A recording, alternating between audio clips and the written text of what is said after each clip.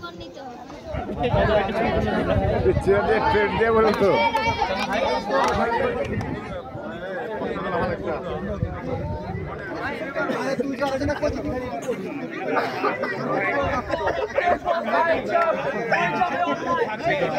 যাতে কোনোভাবেই এই ভূমিদস্যুরা যাতে মাঠ দখল করতে না পারে সেই জন্য মনে করেন যে যাতে সবাই চেষ্টা করবে এবং যাতে সরকারি প্রশাসনও এটা উচিত থাকে যাতে কখনোই কোনোভাবেই যাতে কোনো মাঠ মন্দির মাদ্রাসা মসজিদের জায়গা এগুলো যাতে দখল করতে না পারে সেই চেষ্টা আমরা সবাই করব।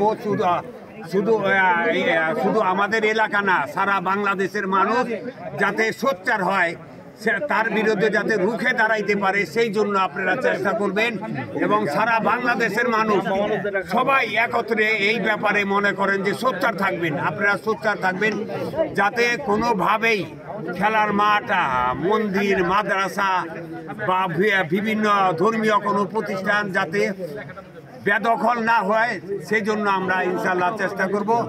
যাই হোক, এলাকাবাসীরা পক্ষ থেকে আমি সবাইকে ধন্যবাদ জানাচ্ছি এই মানববন্ধন করার জন্য, যাতে আমরা সোচ্চার থাকতে পারি। সবাই ইনশাল্লাহ আমরা ঐক্যবদ্ধভাবে থাকবো এবং এটা যত আপনারা এটার যত আসুক বাধা আসুক আমরা এটা প্রতিহত করব ইনশাল্লাহ। সবাই একাত্তর আছেন তো আপনারা?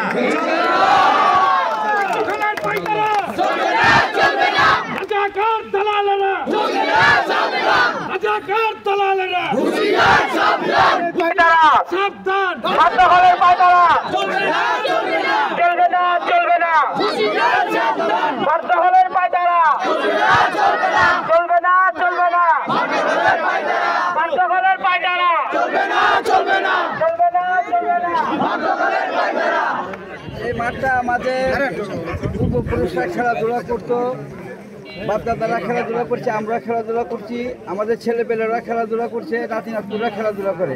150 বছরের এই মাঠ, এই মাঠে তারা স্থানীয় জনগণের মাঠ আরএস পর্যায়ে লেখা আছে সেগুলো অতিক্রম করে তারা দখলের পাইতারা করে।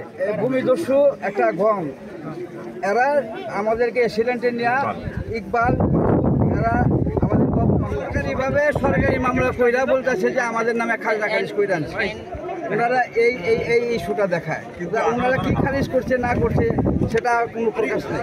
বিগত না হলেও এই সমাজের মধ্যে এই মাঠের বিষয়টা নিয়ে পূর্বপুরুষরা আরও 10 বার বসছে এই 50 বছরে, কিন্তু তারা এখানে ভালো সুরাহা দিতে পারেনি, আসতে পারেনি। এটা স্থানীয় জনগণের খেলাধুলার মাঠ হিসেবে আছে, দলের সাথে জড়িত আছে। কি করে বলেন তারা? এটা আমার বলতে পারবো না, যেহেতু একটা সমস্যা আছে বর্তমানে। 150-200 বছর আগে এই মাঠ, 150-200 বছর আগের এই মাঠ আমরা খেলছি, আমাদের মুরব্বীরা খেলে গেছে, আমাদের ছেলে মেয়েরা নাতি নাতনি খেলতেছে 150-200 বছর। এখন ভূমিদস্যুরা এরা পায়তারা করতেছে জোর করে নেওয়ার জন্য। আমরা চাই যাতে এইটা সমাধান হয়, যাতে না দখল না হইতে পারে। পূর্বপুরুষরা যেভাবে রাখছে আমরা ওইভাবেই রাখি। আমরা খেলছি, আমার ছেলেপেলেরা খেলে